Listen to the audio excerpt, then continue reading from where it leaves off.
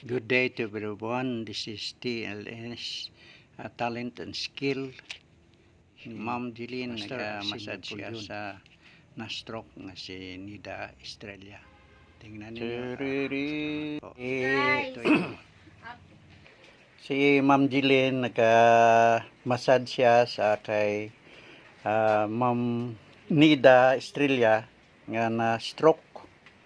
So ikaduha na ni nga sesyon nga natitabo kag suno sa aton nga pasyente nga na stroke, may nakita man siya o kung nabatyagan siya nga alibyo o development sa iyang kalawasan. So salamat sa Ginoo kay may mga resulta man nga positibo. Ari siya nagka-massage sila nga duha diri ni sa lugar sang Lumakil. Senior citizen na si Ma'am Nida, kag ari makita naton nga naga-massage sila.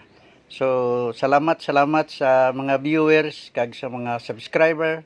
Padayon kamo nga magtan-aw sang mga vlog nga amon ginapakita. So this a real story kag aktual nga mahitabo diri sa aton lugar.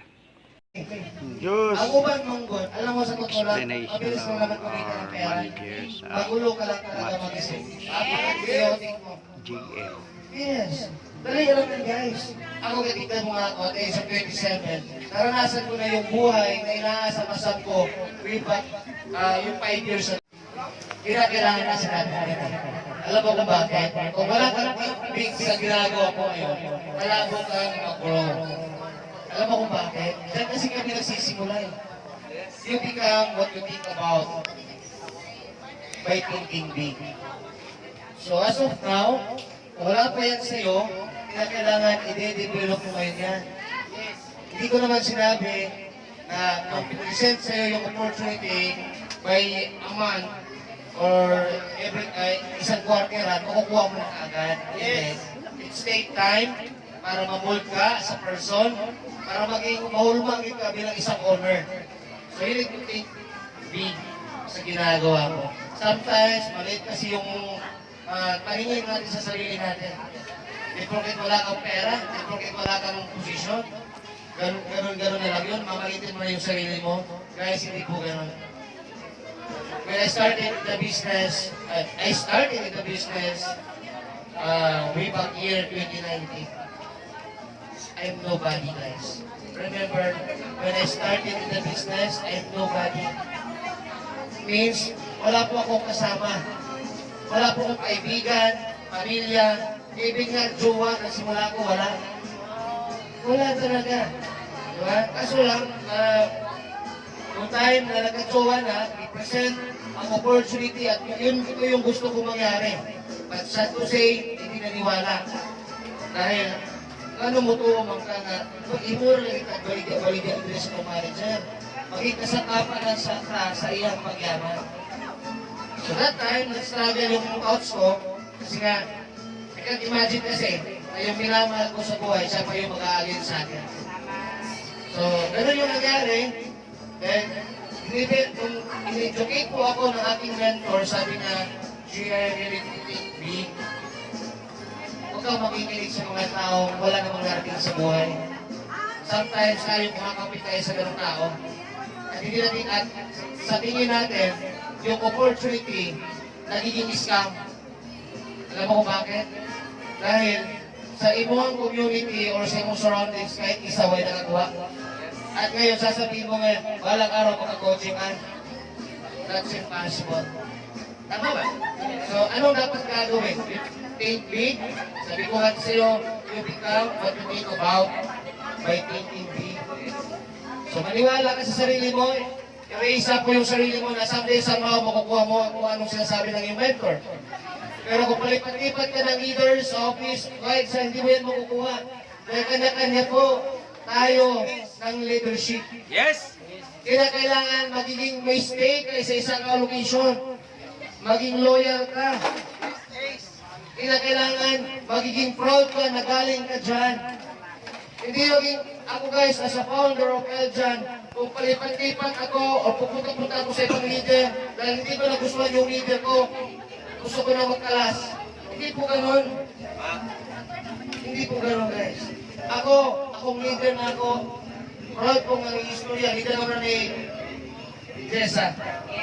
I'm proud to say na yung leader ko na magaling, matalino,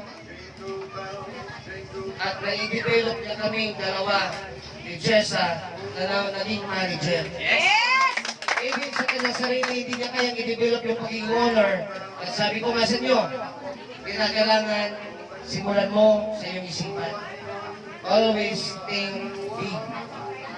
Dilit waiting, ang magpaloy-luya ka karon. Dilit piproket ka, di-negative ka, ibiyaan kasi mo kuya, italikoy kasi yung pamilya, okay na lang na.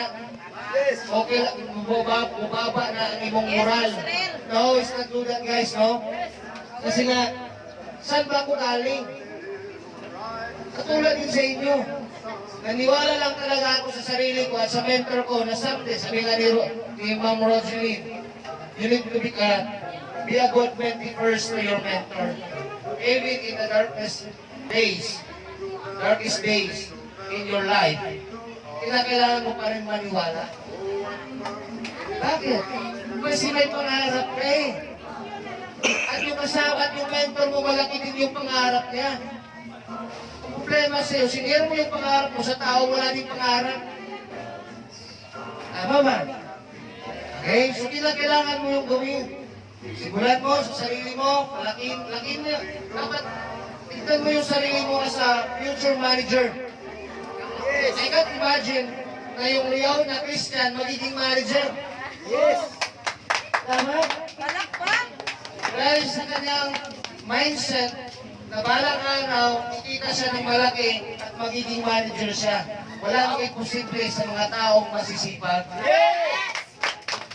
Ganun dapat ang mindset mo. Diba? So lakihan mo. Starting 2026, dapat yung dating ikaw, wala na yun. Baguhin mo na dapat yung sarili mo is coming year 2026. New year is the new you. Bagong taon is bagong ikaw. Ganun yun. Diba? Pangalawa, think big and also change your character. Baguhin mo po yung karakter mo sa buhay. Dati, kulelat ka, dapat 2026, hindi na dapat ka kulelat. Tama? Dati, ikaw, late-comers ka. Pero 2026, dapat maging punctual ka na. Walang imayaman sa mga tapulan. Diba? Guys, don't act like you are special. The world doesn't revolve around you. Ang kalibutan, wala nagkapalibot sa imo ha. Kaya ayaw pag inarte-arte niya. Kinakailangan mong sumabay. Kinakailangan mong gumalaw. Eh, di nga yung mentor mo gumagalaw, ikaw hindi. Diba? Alam mo yung pinaka-ayaw ko sa lahat? Yung mga late-comers talaga. Masalamat na lang kayo dahil hindi ko kayo naabutan sa panahon ko. Kasi kung naabutan niyo ako, sigurado talaga, okay? Minsan na po yung nakakasurvive sa akin kasi nga, rules is rules talaga. Binago ko po yung karakter kong mahihain, kulelat, at also pagiging stealer. Yes, kawatan po guys. Kung kawatan kasi nyo, kawatan po sa una. Kawatan yes. Pero lahat ang kawatan ko, ano ito mga blood control. Kawatan ko ba? Tubig, kaba, saging, walang itong pagkawaton. Diba? Pero sabi nga natin, is binago ko po ang aking karakter. Yung aking pag-uugali na dilit na, say, dilit yung pagkaon. Binago ko po. Even ikaw dapat, babaguhin mo dapat yung karakter mo. Dati kang maulawon, dapat kang baga na nagnaong. Kasi lahat ng mayaman, baga nagnaong. Ang pobre na may ulawan. Iingon mong God. Diba? Eh, ang mga may kwarta, di ba na gusto mo ulaw? O, pagay na mo entertain. Tama? Change your character. Kusog I know it's mo not easy.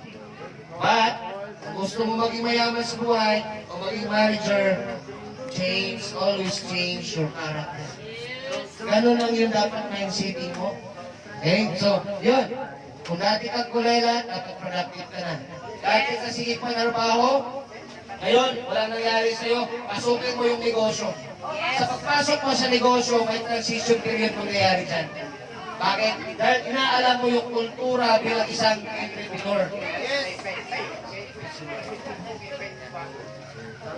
Kaya dapat nakapis na talaga ito para tuloy-tuloy na.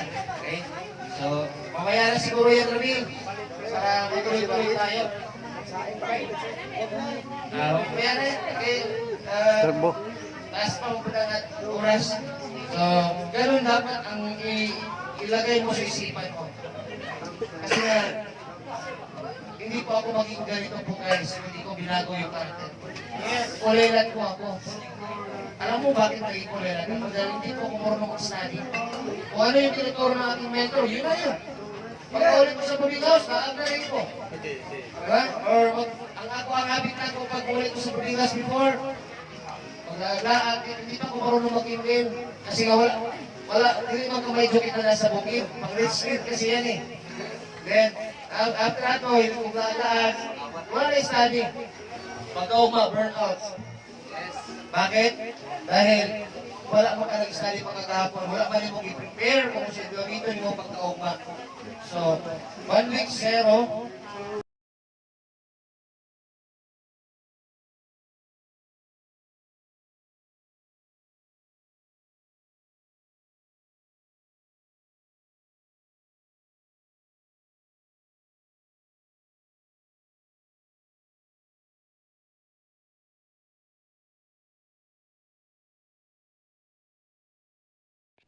Thank you so much sa mga viewer natin at sa mga subscriber natin. Patayon ka mo.